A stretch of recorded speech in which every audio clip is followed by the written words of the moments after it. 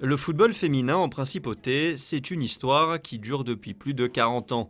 Tout d'abord sous le nom d'Omnium Sport de Monaco, qui effectue ses premiers pas sur un terrain lors de la saison 76-77, puis depuis 2009 avec l'AS Monaco Football Féminin.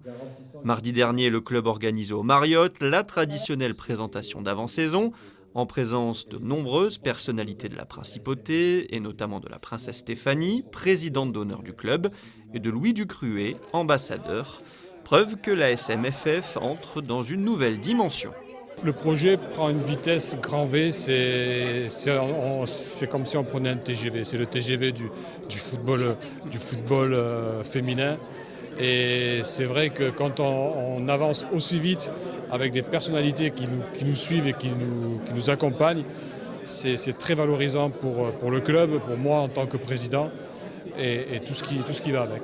Autre invité de marque présent, Moussa Sissoko.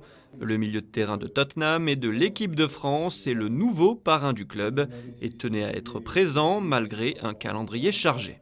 Ça m'arrive de suivre quelques matchs des filles quand je peux, comme je voyage beaucoup à travers les matchs, la Coupe d'Europe, tout ça.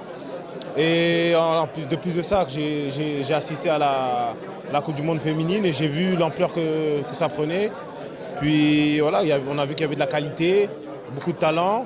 Et voilà, c'est pour cela que j'ai accepté. Pour moi, c'était un grand plaisir. En plus, là aussi, j'ai des sœurs qui aiment le foot, qui aiment regarder le foot. Et j'en ai une aussi qui aimerait y jouer. Donc voilà, c'est pour ça que j'ai accepté. Je suis très content aujourd'hui d'être le parrain de l'ASM. La saison passée, l'AS Monaco Football Féminin a raté les barrages, synonyme de lutte pour la montée en D2 pour 3 petits points. Cette saison, 22 joueuses composent l'effectif de la Régionale 1, dont 8 recrues, et notamment les 2 gardiennes.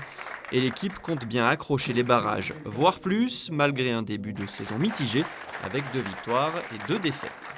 On a fait des erreurs et c'est avec ces erreurs-là qu'on va avancer, qu'on va monter. Et je pense qu'il n'y a pas de souci pour aller faire déjà les barrages, parce qu'on ne monte pas tout de suite en D2. Mais je pense que l'année dernière, on a loupé de 3 points. Mais cette année, on a la qualité pour. J'ai signé à Monaco parce que le projet m'intéressait. Je connaissais aussi beaucoup de filles de Monaco qui m'ont parlé du projet et j'étais intéressée. Dans le vestiaire, ça se passe super bien. Enfin, on a une ambiance. Moi, quand je suis arrivée, le club m'a ouvert les portes, donc je suis obligée de faire de la même chose. Enfin, je sais pas, je suis obligée dans ma nature, je fais la même chose. Et du coup, on s'entend bien en dehors du vestiaire. Maintenant, il faut qu'on crée tout ce qui est automatisme et lien sur le terrain. Et du coup, ça fait partie de mon rôle. Donc, j'essaye au mieux de l'effectuer. Je suis importante dans l'équipe au niveau technique, mais physique, c'est un peu plus compliqué. Mais techniquement, je pense que j'apporte beaucoup à l'équipe et c'est l'essentiel. L'AS Monaco Football Féminin veut miser sur la formation des jeunes talents, outre son école de foot.